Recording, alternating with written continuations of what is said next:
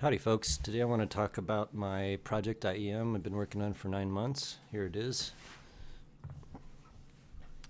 Little guys, Twilight styled shell. There's a 3D print marks, the little standoffs.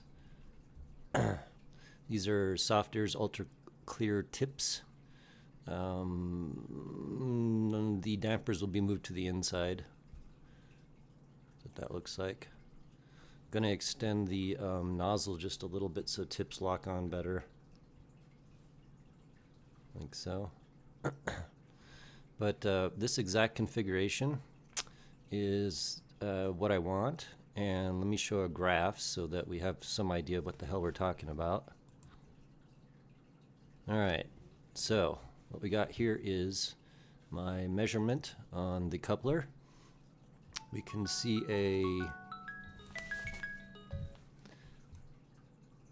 about 2.5K peak at about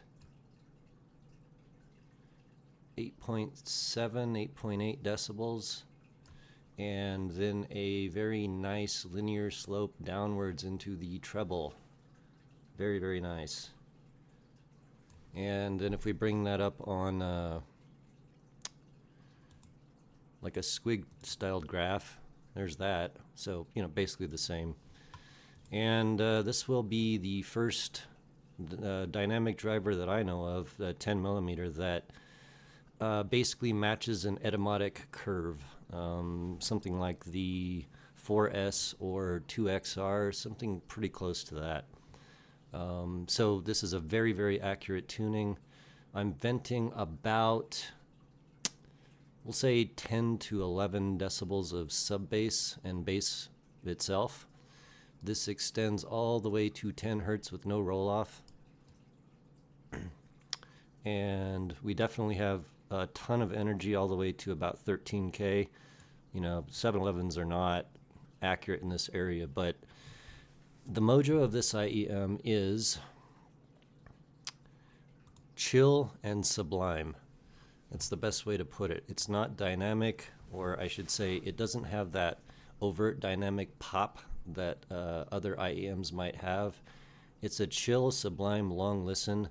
It has relatively nice twinkles. It has incredible 3D, and it's extremely accurate to the track.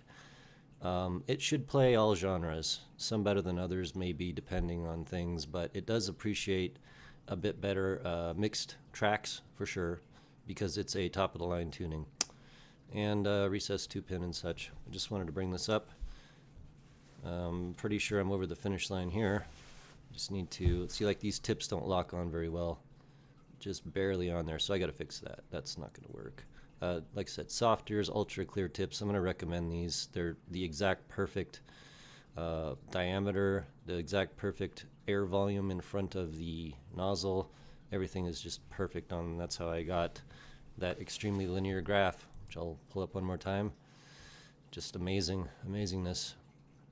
One other thing, the air volume in the back of this is precisely calibrated for the bass and mid shelf. That's how it doesn't get boomy or bloaty.